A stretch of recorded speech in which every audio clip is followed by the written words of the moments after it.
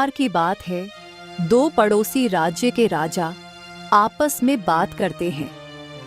प्रताप सिंह, अगर आप मेरे इन 3 सवालों के जवाब दे सको तो हम मान लेंगे कि आप मुझसे भी कई ज्यादा बुद्धिमान और सर्वश्रेष्ठ राजा है, क्योंकि इन सवालों का जवाब एक बुद्धिमान और सर्वश्रेष्ठ राजा ही दे सकता है। हाँ विक्रम सिंह, पूछिए। हम आपके सारे सवालों के जवाब दे सकते हैं। पूछिए, वह कौन से 3 सवाल है? सोच लीजिए, अगर आप उन सवालों का जवाब ना दे पाए तो आपको मेरे सामने हार माननी पड़ेगी और आपको यह भी मानना होगा कि मैं ही सर्वश्रेष्ठ राजा हूं, मैं ही सबसे बुद्धिमान हूं। ठीक है, आप सवाल पूछिए। मेरा पहला सवाल, ऐसी कौन सी चीज है जो ऊपर जाती है लेकिन कभी नीचे नहीं आती?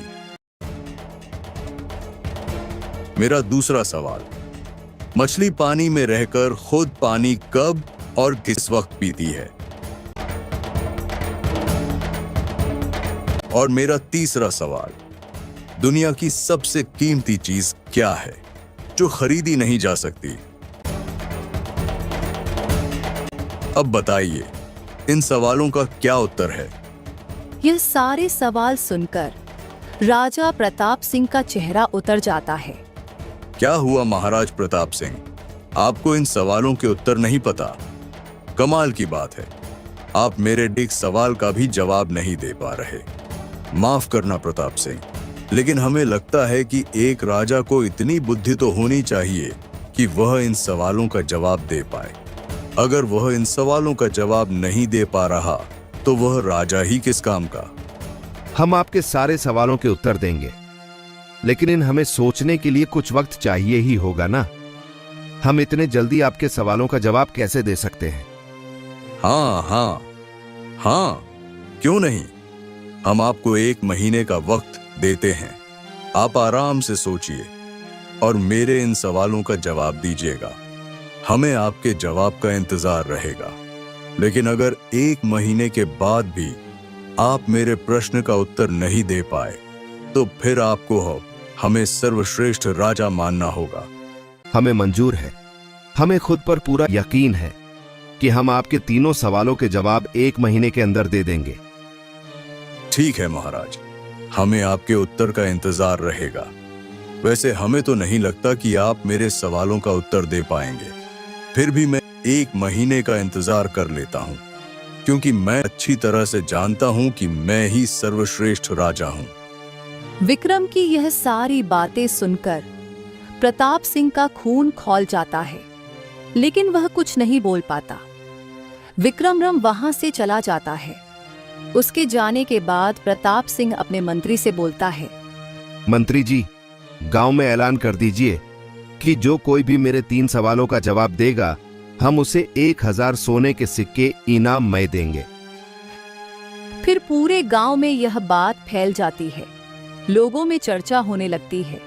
बहुत सारे लोग अपनी किस्मत आजमाने के लिए राजा के पास जाते हैं और राजा उनसे उन सवालों का जवाब पूछते हैं, लेकिन वह लोग सवाल सुनकर निराश हो जाते हैं, सवालों का जवाब नहीं दे पाते। राजा प्रताप सिंह बहुत क्रोधित हो जाते हैं और सोचते हैं, क्या हमारे राज्य में एक भी ऐसा बुद्धिमान व्यक्ति नहीं जो इन 3 सवालों के जवाब दे पाए? यह तो बहुत शर्म की बात है। मेरे पास अब कुछ ही दिनों का समय बचा है। अगर मैं ये 3 सवालों का जवाब विक्रम को नहीं दे पाया तो उसके सामने मुझे बहुत शर्मिंदा होना पड़ेगा। मेरा सर शर्म से झुक जाएगा और वह अपने आप को बहुत बुद्धिमान राजा समझने लगेगा। और तो और मुझे इस बात का ऐलान भी करना पड़ेगा कि वही सबसे बुद्धिमान और समझदार राजा है। हम यह कदापि नहीं होने दे सकते। उसे अपने आप पर बहुत घमंड है। हमें कुछ भी करके उसका घमंड तोड़ना ही होगा और उसका घमंड उतारने के लिए हमें इन तीनों सवाल के सटीक और सही जवाब जानने ही होंगे। राजा बहुत गुस्से में होता है। वह अपने मंत्री को बुलाकर कहता है, क्या बात है मंत्री जी, आजकल कोई दरबार में क्यों नहीं आ रहा? क्या हमारे राज्य में किसी को भी इन सवालों का जवाब नहीं पता? नहीं महाराज, शुरू में तो काफी लोग आए, लेकिन अब कोई नहीं आ रहा। मुझे लगता है राज्य में किसी को इन सवालों का जवाब नहीं पता है। और महाराज, वह सवाल भी तो कितने अजीब है। जरूर कोई बहुत बुद्धिमान होगा, वही इन सवालों का जवाब दे पाएगा। महाराज, मुझे लगता है आपको हार मान लेनी चाहिए। राजा को मंत्री की यह बात सुन बहुत गुस्सा आता है। मंत्री, तुम्हारी हिम्मत कैसे हुई मुझसे ऐसी बात करने की? तुम्हारे कहने का मतलब क्या है कि हम बुद्धिमान नहीं हैं? वैसे मंत्री जी, तुम तो इतने दिनों तक मेरे साथ हो।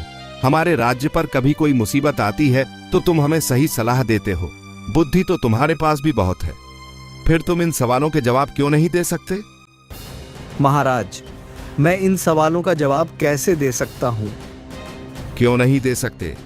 तुम्हें इन सवालों के जवाब आने चाहिए।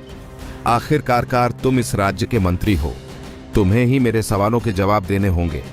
मैं तुम्हें 15 दिन की मोहलत देता हूं। अगर 15 दिन में तुम मेरे इन 3 सवालों का जवाब नहीं दे पाए तो मैं तुम्हें और तुम्हारे परिवार को इतनी बड़ी सजा दूंगा कि तुम सोच भी नहीं सकते।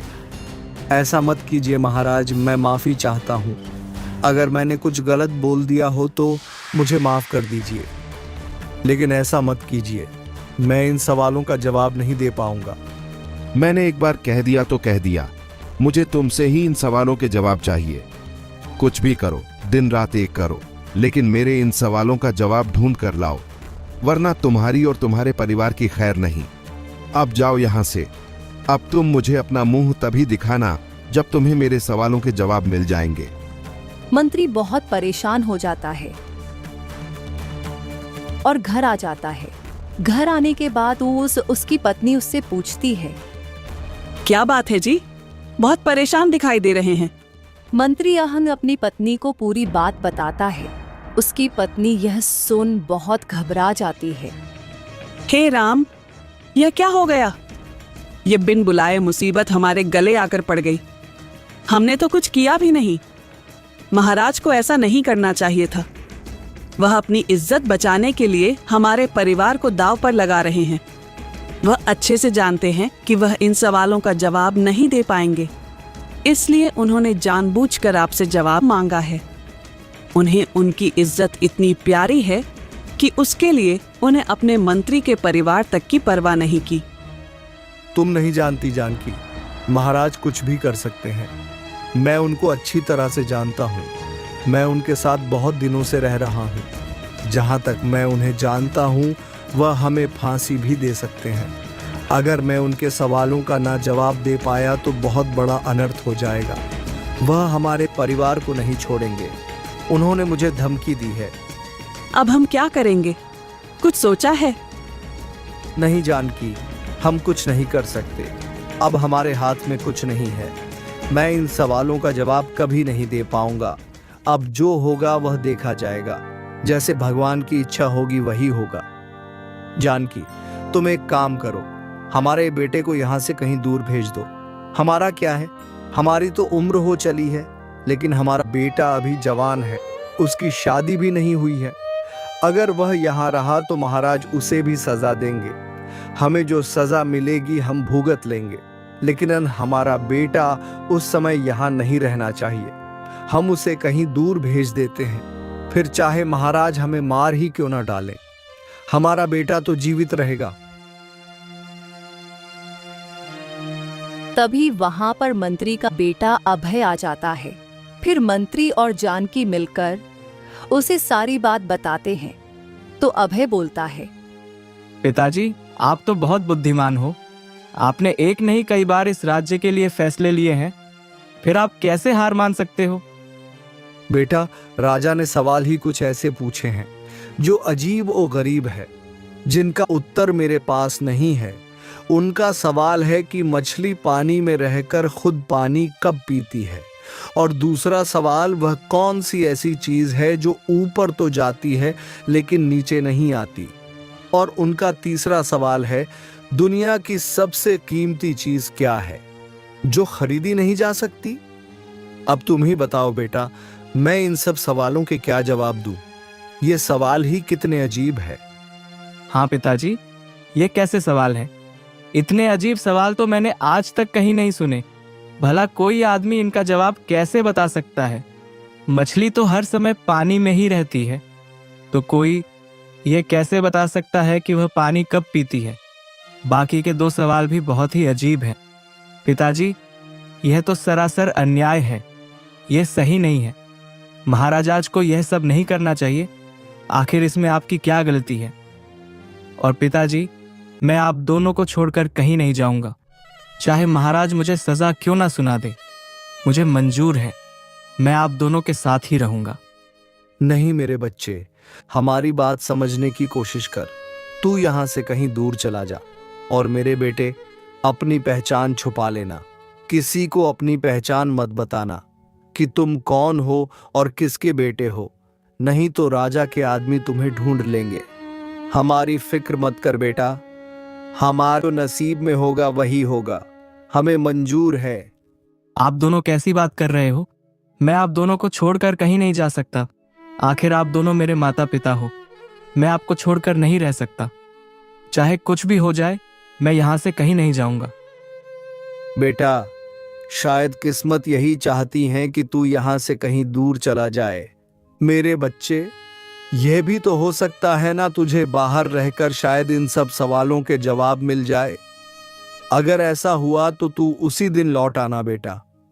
लेकिन अगर तुझे इन सब सवालों के जवाब ना मिल पाए तो तू कभी यहां मुड़कर मत देखना। कभी किसी को हमारे बारे में या खुद के बारे में सच मत बताना कि तू कौन है, वरना राजा तुझे भी मार डालेगा। दोनों मिलकर अभय को वहां से भेज देते हैं।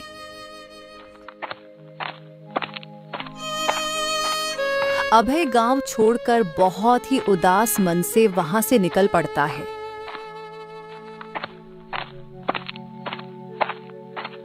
और दूसरे गांव में पहुंच जाता है। उसे बहुत तेज भूख लगती है और प्यास भी लगती है। वह गांव में एक घर पानी मांगते हुए कहता है, सुनिए, कोई है? क्या मुझे एक गिलास पानी मिल सकता है? तब एक लड़की नैना बाहर आती है और बोलती है, जी बोलिए, किससे मिलना है, क्या काम है? जी, वो मुझे बहुत प्यास लग रही थी। क्या मुझे एक गिलास पानी मिल सकता है? हाँ बिल्कुल, आप थोड़ी देर रुकिए, मैं अभी पानी लेकर आती हूँ। तभी अभय उससे पूछता है, जी रुकिए, मुझे एक बात बताइए कि आपकी शादी हो चुकी है? नहीं तो, मेरी अब तक शादी नहीं हुई है। क्यों, क्या हुआ? आपके घर में कोई बड़ा बुजुर्ग या फिर आपकी माँ है क्या? मेरी माँ तो नहीं है, पिताजी बाहर गए हैं, आते ही होंगे। क्यों, क्या बात है? ठीक है, मैं चलता हूँ, मुझे आपके हाथ से पानी नहीं चाहिए। तब वहां पर नैना के पिताजी आते हैं और गुस्से से बोलते हैं, ए लड़के, कौन है तू? बदतमीज कहीं के। तुझे मेरी बेटी से ऐसी बात करते हुए शर्म नहीं आती?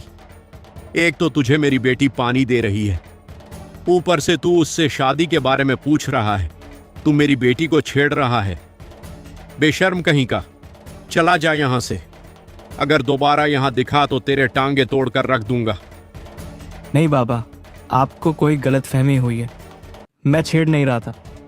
चुप कर बदतमीज, मैं तुझ जैसे लड़कों को अच्छी तरह से जानता हूं। तू तो इस बात की खैर मना कि मैं तुझे सिर्फ समझा रहा हूं, नहीं तो अभी गांव वालों को बुलाकर तेरे हाथ पैर तुड़वा देता। अब जल्दी से निकल ले यहां से, वरना तेरी खैर नहीं। अभय वहां से चला जाता है। नैना उस बारे में सोचती है, वह लड़का कोई साधारण लड़का नहीं था। पिताजी जी को जरूर कुछ गलतफहमी हुई है। वह लड़का कोई आवारा या लफंगा नहीं था। वह तो बहुत अच्छा और सुसंस्कारी लड़का था। अब मुझे समझ आ रहा है कि उसने मुझसे ऐसा क्यों पूछा, क्योंकि वह लड़का इतना संस्कारी है कि बिन बिहाई लड़की के हाथ का वह पानी तक नहीं पीता। यह उसके संस्कार थे, इसीलिए उसने मुझसे घर में किसी बुजुर्ग या फिर मेरी माँ के बारे में पूछा। पिताजी ने उसे बहुत भला बुरा कहा। ये नहीं होना चाहिए था, उसे कितना बुरा लगा होगा। थोड़ी देर बाद नैना अपने पिताजी से कहती है, पिताजी, आपने उस लड़के से ऐसी बात करके गलत किया। आपको गलत फहमी हुई थी। दरअसल वह लड़का मुझे छेड़ नहीं रहा था, वह तो सिर्फ पानी मांगने आया था। पिताजी, वह लड़का कोई साधारण नहीं, कोई आवारा या लफंगा नहीं है, जरूर किसी अच्छे घर का एक संस्कारी लड़का है। पानी मांगते समय उसने मुझे घर में किसी बुजुर्ग के बारे में इसलिए पूछा था क्योंकि वह मेरे हाथ से पानी नहीं लेना चाहता था। आप सोचिए पिताजी, जिस लड़के के संस्कार इतने अच्छे हैं, जो एक कुंवारी लड़की की हाथ का पानी तक नहीं लेता, वह लड़का भला किसी को कैसे छोड़ सकता है। जब मैंने कहा कि घर में माँ नहीं है तो उसने मेरे हाथ से पानी लेने के लिए मना कर दिया। ये क्या कह रही हो नैना? फिर तो मुझसे बहुत बड़ी भूल हो गई। मैंने गुस्से में न जाने उसे क्या क्या कह दिया। उसे कितना बुरा लगा होगा। खैर छोड़ो बेटा, अब मैं उस लड़के को कहाँ ढूंढूं? अब तक तो निकल चुका होगा। अगर कभी उससे दोबारा मुलाकात होगी तो उससे माफी जरूर मांग लूंगा, क्योंकि गलती उसकी नहीं मेरी है। मुझे गलत फहमी हो गई थी। मुझे लगता है वह लड़का जरूर बाजार की ओर गया है। वैसे बेटी, मुझे बाजार जाना था, कुछ काम भी है। तुम्हें कुछ मंगवाना है तो बोल दो। ठीक है पिताजी, वैसे पिताजी बाजार से कुछ सामान लाना था। हाँ बोलो बेटी, क्या लाना है? मैं अभी चला जाता हूँ। पिताजी, बाजार से 3 चीज लानी है। 2 रुपए की ऐसी लेकर आइए जो ऊपर से सख्त हो और अंदर से नरम, और 2 रुपए की ऐसी चीज लेकर आई जो बाहर से नरम हो और अंदर से सख्त, और 1 रुपए की ऐसी सफेद चीज लेकर आओ जो मीठी है लेकिन कोई फल नहीं, और 1 रुपए का गोल गोल तला हुआ प्यारा लेकर आइए। ये सब सुनकर नैना के पिताजी का सर चकरा जाता है। वह नैना से बोलते हैं, बेटा, तुम जो कह रही हो वह तो मेरे दिमाग से बाहर है। मुझे तो कुछ भी समझ नहीं आया। ठीक से बताओ, तुम्हें क्या चाहिए? पिताजी, मुझे जो चाहिए मैंने आपको बता दिया है। अब आप बाजार जाइए और यह चीज खरीद कर लेकर आइए जो मैंने कहा है। आप बाजार में दुकानदार को यही कहिएगा, वह आपको सारी चीज दे देगा। क्या उसे यह सारी चीज समझ में आ जाएगी? हाँ पिताजी, अगर उसके पास दिमाग होगा तो जरूर समझ आ जाएगी। आप जाइए। ठीक है बेटा, मैं अभी जाता हूँ। नैना के पिता बाजार के लिए निकल पड़ते हैं।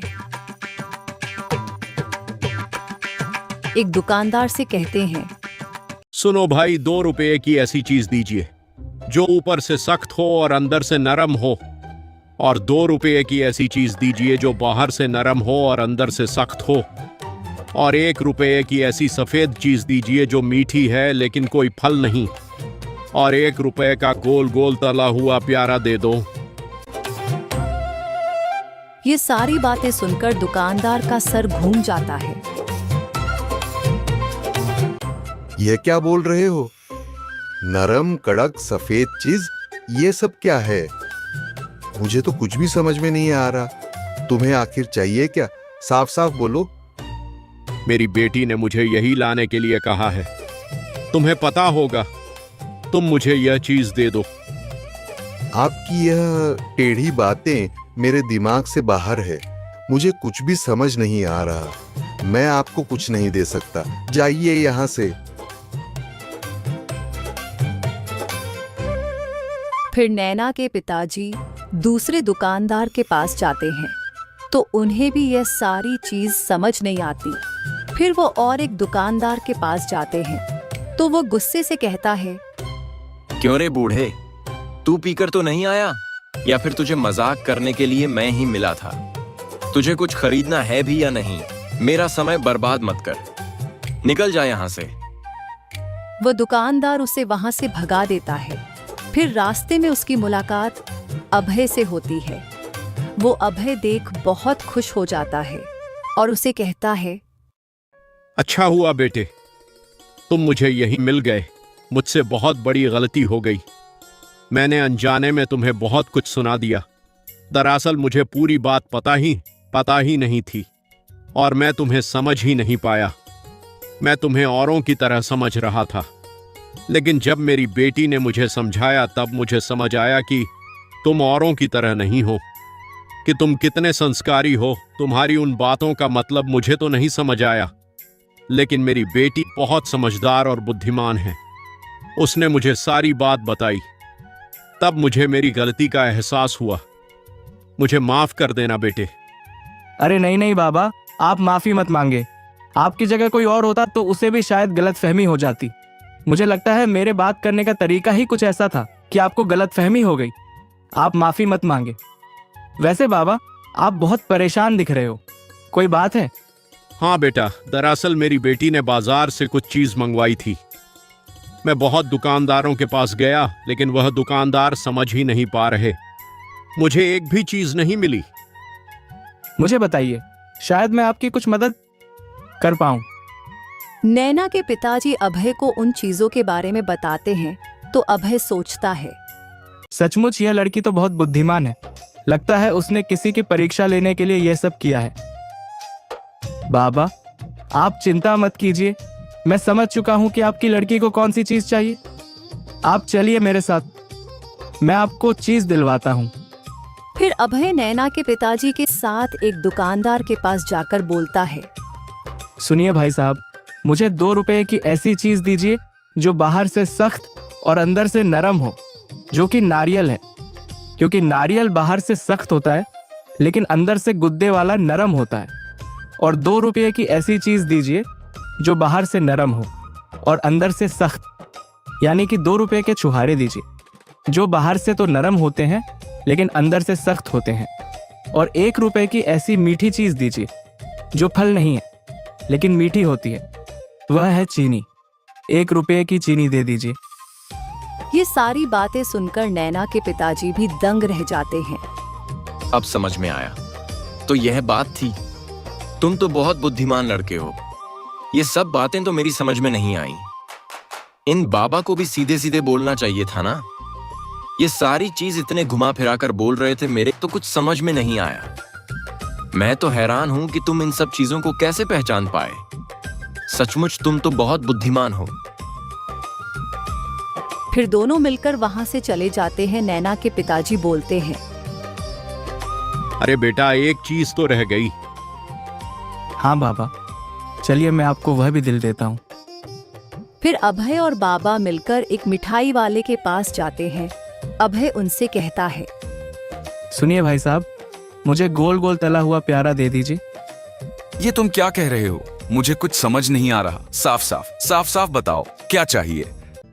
मैं गुलाब जामुन के बारे में बात कर रहा हूँ, जो गोल भी होता है और तला हुआ भी होता है, जो प्यारा भी होता है। अच्छा, तो सीधे सीधे बोलो ना कि तुम्हें गुलाब जामुन चाहिए। इसमें इतना घुमा फिरा के बोलने की क्या बात है? अभी देता हूँ। यह सारी बातें सुनकर नैना के पिताजी सोच में पड़ जाते हैं। सच में ये लड़का तो बहुत बुद्धिमान है। नैना सच कह रही थी। यह लड़का कोई साधारण लड़का नहीं है। जरूर यह किसी अच्छे घर का लड़का है। इसके बातों से ही लग रहा है कि बहुत बुद्धिमान और कितना संस्कारी है। मुझे मेरी बेटी के लिए ऐसे ही लड़के की जरूरत थी। मैंने तो इसके घरदार के बारे में पूछा ही नहीं। मुझे इसके बारे में पता लगाना होगा। पापा, अब मैं चलता हूँ, आपको आपकी सारी चीज मिल गई है। रुको बेटा, तुम्हारा नाम क्या है? कहाँ के रहने वाले हो? अभय मन ही मन सोचता है, मुझे अपनी पहचान छुपानी होगी। पिताजी ने कहा था, किसी को भी अपनी असली पहचान मत बताना। कब कौन राजा को मेरे बारे में बता दे, उससे अच्छा झूठ बोल देता हूँ। जी, मेरा नाम सुरेश है। वो मैं दूर गांव से आया हूँ। काम की तलाश में हूँ। मेरा इस दुनिया में कोई नहीं, मैं अनाथ हूँ। रहने का भी ठिकाना नहीं है। अब कहाँ जा रहे हो बेटा? जी पता नहीं, जहाँ ईश्वर ले जाए। मैं सिर्फ उनके भरोसे हूँ। एक काम करो, तुम मेरे घर चलो, मैं तुम्हारी मदद करूंगा। अरे नहीं नहीं बाबा, आप तकलीफ मत लीजिए, मैं जैसे तैसे अपना गुजारा कर लूंगा। अरे नहीं नहीं बेटा, तुमने मेरी इतनी बड़ी मदद की है। अरे तुम आज ना होते तो मैं वह सारी चीज खरीद ही नहीं पाता। मैंने कई लोगों से बोला, लेकिन कोई मेरी बात समझ ही नहीं पा रहा था। कई लोगों ने तो मुझे गालियां तक दे दी। सचमुच बेट, तुम बहुत बुद्धिमान हो। तुमने मेरी इतनी बड़ी मदद की है और अब मुझे मौका मिला है तो मुझे भी तुम्हारी सहायता करने का एक मौका तो दो। फिलहाल तुम्हारे पास रहने का कोई ठिकाना नहीं है, तो तुम मेरे घर पर रह सकते हो और मैं जल्द से जल्द तुम्हारे काम धंधे का भी कोई ना कोई बंदोबस्त लगा ही दूंगा। फिर एक बार तुम्हें काम लग गया तो फिर तुम किराए से अपने लिए दूसरा मकान देख सकते हो। तब तक तुम मेरे यहाँ ही रुक जाओ। ठीक है बाबा, अब आप इतना कह रहे हैं तो मैं आपके साथ चलने के लिए तैयार हूँ। फिर अभय उन बाबा के साथ उनके घर चला जाता है। नैना उसे देख बहुत खुश होती है। घर जाने के बाद नैना के पिताजी उसे बाजार की सारी बात बताते हैं। नैना और भी खुश हो जाती है। थोड़ी देर बाद नहीं, नैना सोचती है, सचमुच ये लड़का कोई साधारण नहीं। मैंने जो सोचा था वही निकला। ये बहुत बुद्धिमान और अक्लमंद है, क्योंकि मैंने पिताजी को जानबूझकर पहेलिया में जो चीज बताई थी उसका उत्तर एक बुद्धिमान व्यक्ति ही दे सकता था। मुझे पता था कि इन सवालों का जवाब यही दे सकते थे, इसीलिए मैंने जानबूझकर पिताजी को बाजार भेजा था ताकि मैं इनका पता लगा सकूं। नैना अभय के बारे में सोच रही होती है। तभी उसके पिताजी वहां आ जाते हैं और उसे बोलते हैं, बेटा, मुझे तुझसे कुछ जरूरी बात करनी है। हाँ पिताजी, बोलिए ना, क्या बात है? बेटा, जब से मैं सुरेश से बाजार में मिला हूं तब से मेरे मन में ख्याल आ रहा है, सुरेश बहुत अच्छा लड़का है और बहुत बुद्धिमान भी है। वह बिल्कुल तुम्हारी तरह है बेटा, लेकिन वो अनाथ है। उसके माता पिता नहीं हैं। वह तो काम की तलाश में यहाँ वहाँ भटक रहा है। मुझे लगता है तुम्हारे लिए सुरेश से अच्छा लड़का हो ही नहीं सकता, क्योंकि बेटी मैं तुम्हें बचपन से जानता हूँ। तुम में जितना दिमाग है, जितनी तुम बुद्धिमान हो, उतना ही सुरेश भी है। उसकी और तुम्हारी जोड़ी ठीक रहेगी। मैं तुम्हारी शादी सुरेश से करना चाहता हूँ। अब तुम बताओ, तुम्हारी क्या राय है? पिताजी, आपने बिल्कुल सही कहा। सुरेश सचमुच बहुत ही बुद्धिमान है। मैंने आपको जानबूझकर पहेली में वह चीज मंगवाई थी। मैं देखना चाहती थी कि सुरेश उन पहेलियों का उत्तर दे भी पाता है या नहीं, लेकिन उसने सभी पहेलियों के सटीक उत्तर दिए। मेरा भी यही सपना था कि मेरी शादी ऐसे ही किसी बुद्धिमान व्यक्ति से हो। मुझे कोई आपत्ति नहीं है पिताजी।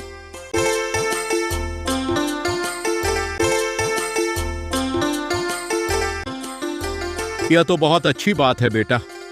मैं अभी सुरेश से बात करता हूँ।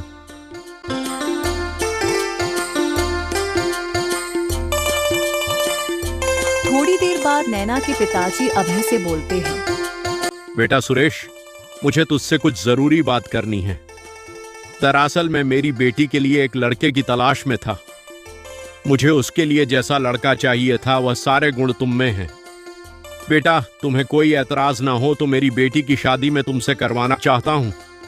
ये बात सुनकर अभय को अपने माता पिता का ख्याल आता है। मन ही मन सोचता है, क्या करूं? मुझे तो कैसे भी करके अपने माता पिता की जान बचानी है। मेरे पास बहुत कम समय बचा है। इनकी बेटी नैना बहुत बुद्धिमान है। जिस तरह से उसने बाजार में चीज पहली में बताई थी, मुझे लगता है राजा के उन 3 सवालों का जवाब नैना ही दे पाएगी। अगर नैना ने उन तीनों सवालों के जवाब दे दिए तो मेरे माता पिता की जान बच जाएगी।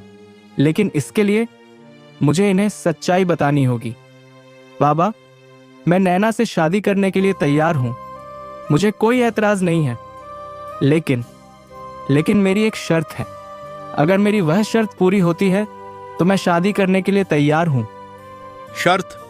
कैसे शर्त? वहां पर नैना भी आ जाती है। फिर अभय बोलता है, माफ कर देना बाबा, मैंने आपसे झूठ बोला। मेरा नाम सुरेश नहीं, अभय है। और मैं कोई अनाथ नहीं, मेरे माता पिता हैं। मैं एक मंत्री का बेटा हूं। और अभय सारी बातें उन दोनों को बता देता है। दोनों ये सारी बातें सुन बहुत चौंक जाते हैं। फिर नैना बोल पड़ती है, तुम मुझे वह सवाल बताओ, शायद मैं तुम्हारी मदद कर सकती हूँ। वह तीनों सवाल नैना से पूछता है। ये सवाल सुन नैना के पिताजी का भी सर चकरा जाता है।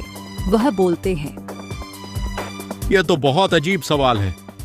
ऐसे सवाल तो मैंने भी आज तक नहीं सुने।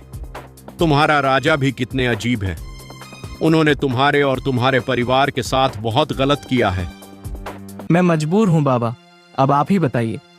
एक तरफ मेरे माता पिता है जिनके साथ कभी भी कुछ भी हो सकता है, ऐसे में शादी कैसे कर सकता हूँ? मुझे तुम्हारी शर्त मंजूर है। अगर तुम मुझसे शादी करते हो तो मैं तुम्हारे सारे सवालों के जवाब दे दूंगी। मुझे इन सभी सवालों के जवाब पता है। यह बात सुनकर अभय भी चौंक जाता है और बोलता है, क्या सच में? तुम सच कह रही हो? तुम इन सवालों के जवाब जानती हो? हाँ, मैं बिल्कुल सच कह रही हूँ। मैं सभी सवालों के जवाब जानती हूँ, लेकिन मैं शादी के बाद ही इन सवालों के जवाब दे पाऊंगी, क्योंकि उसके लिए मुझे उस राजा के महल भी जाना होगा। अभय यह बात सुनकर बहुत खुश हो जाता है। उसकी खुशी का ठिकाना नहीं रहता। वह शादी के लिए मान जाता है। फिर दोनों की शादी हो जाती है। अभय नैना को लेकर अपने गांव आ जाता है। अभय के माता पिता अभय को देख बहुत खुश हो जाते हैं। अभय उन्हें नैना से मिलाता है और सारी बातें बताता है। माँ, बाबूजी, आप दोनों चिंता मत कीजिए। आपको कुछ नहीं होगा।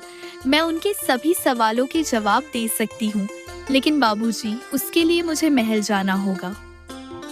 आप एक काम कीजिए, आप राजा के पास जाइए और उन्हें कहिए कि मैं उनके सारे सवालों के जवाब दे सकती हूँ, लेकिन मेरी एक शर्त है। उन्हें मुझे अपने महल में 2 दिन तक घूमने की अनुमति देनी होगी। मैं जिस वक्त उस महल जाऊं, मुझे आने की इजाजत देनी होगी, चाहे वह दिन हो या रात। मैं 2 दिन तक उनके महल पर नजर रखूंगी और फिर 2 दिन बाद उनके सारे सवालों के जवाब दे दूंगी। ठीक है बेटा, मैं आज ही राजा के पास जाता हूँ और उन्हें सारी बात बताता हूँ। फिर मंत्री राजा के पास जाकर बोलता है, महाराज, आपके लिए खुशखबरी है। आपके सभी सवालों के जवाब आपको मिल जाएंगे। क्या तुम सच कह रहे हो? मुझे तो यकीन ही नहीं हो रहा। क्या तुमने मेरे सवालों के जवाब का पता लगा लिया? तो जल्दी बताओ, उन तीनों सवालों के जवाब क्या है? महाराज, मेरे पास आपके तीनों सवालों के जवाब नहीं है, लेकिन मेरी बहू के पास है। मेरी बहू को इन तीनों सवालों के जवाब पता है। तुम क्या कह रहे हो? तुम्हारी बहू? तुम्हारी बेटे की तो शादी अब तक नहीं हुई है। फिर मंत्री राजा को सारी बात बताता है।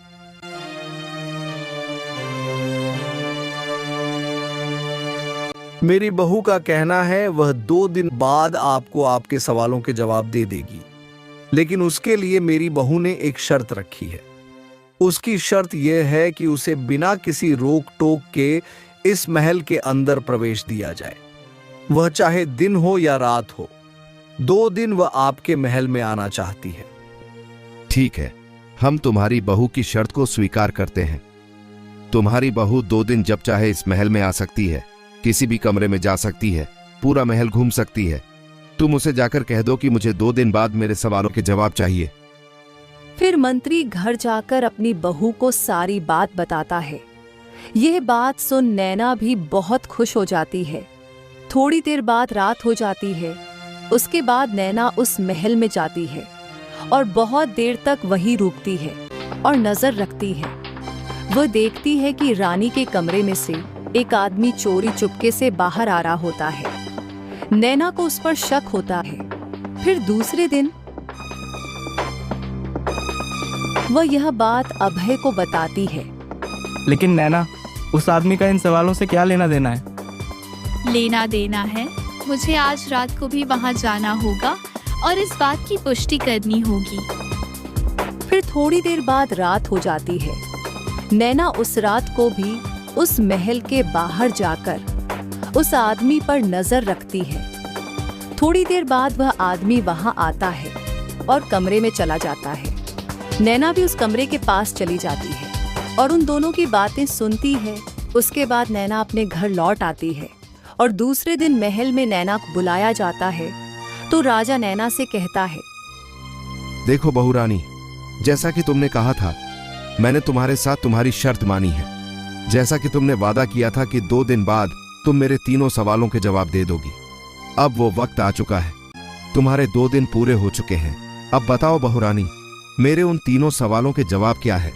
मुझे बहुत बेसब्री से इसका इंतजार है। तुमने मेरे तीनों सवालों के जवाब दे दिए तो मैं तुम्हें मुंह मांगी कीमत देने के लिए तैयार हूं। तुम जो चाहोगी तुम्हें वह सब मिलेगा। ठीक है महाराज, ध्यान से सुनिएगा।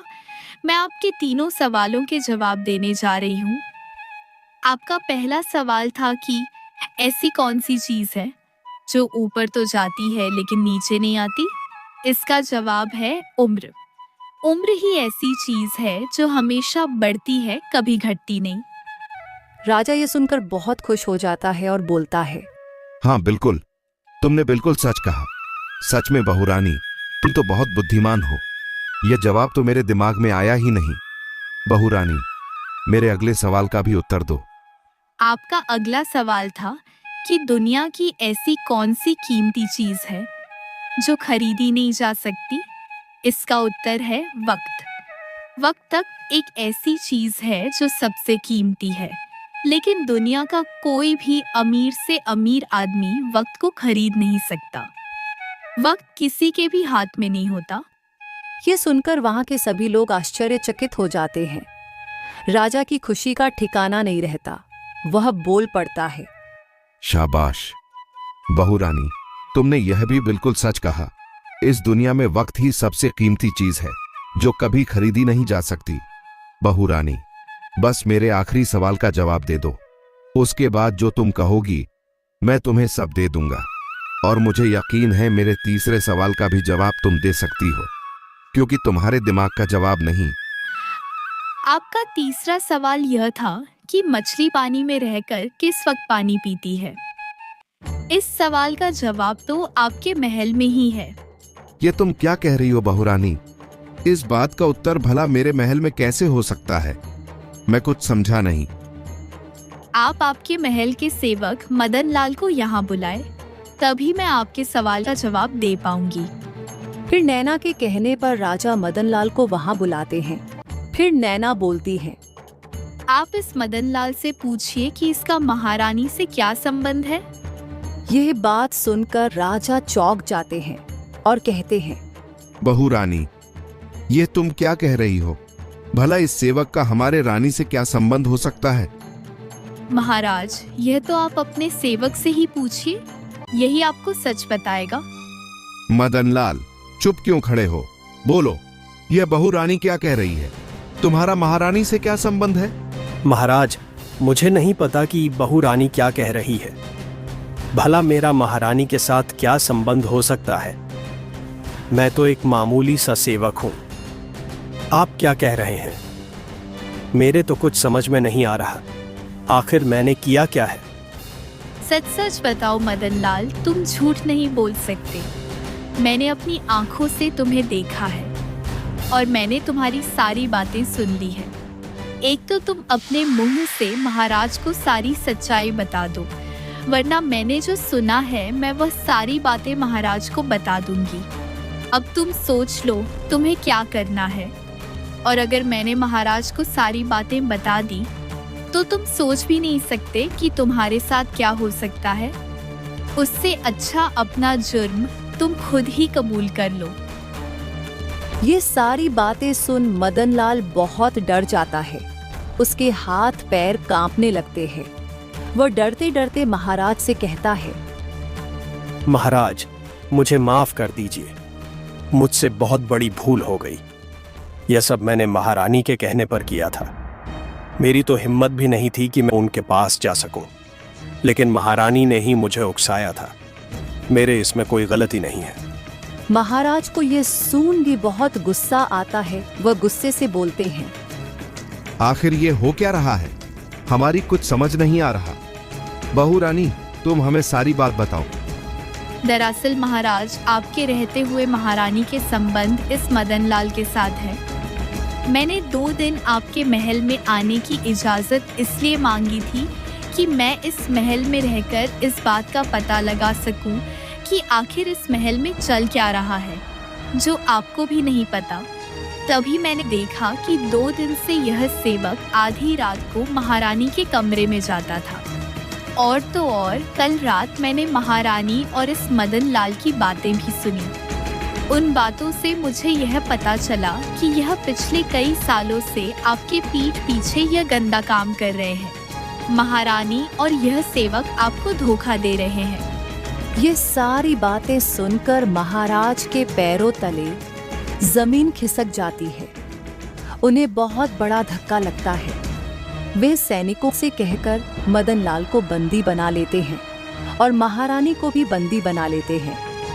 महाराज पूरी तरह से टूट जाते हैं और नैना से कहते हैं, बहुरानी, तुमने सच सामने लाकर बहुत बड़ा काम किया है।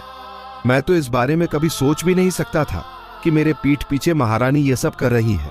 मुझे तो इस बात की कभी भनक ही नहीं पड़ी।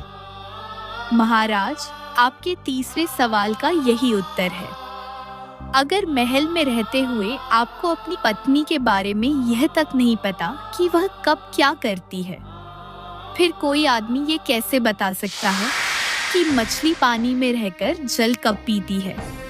ये सारी बातें सुनकर महाराज भी बहुत आश्चर्यचकित हो जाते हैं और नैना की प्रशंसा करते हुए बोलते हैं, शाबाश बहुरानी, तुमने बिल्कुल सही कहा। तुमने आज मेरी आंखें खोल दी। और तो और तुमने एक बहुत बड़े राज से पर्दा भी उठा दिया। अगर तुम ना होती तो पता नहीं मैं और कितने दिन बेवकूफ बना रहता। इस राज्य को तुम्हारे जैसी सोच और बुद्धिमान रानी की जरूरत है। मैं चाहता हूं कि आज के बाद अभय मेरी जगह ले ले और तुम एक महारानी की जगह ले लो, क्योंकि तुम दोनों इसके काबिल हो।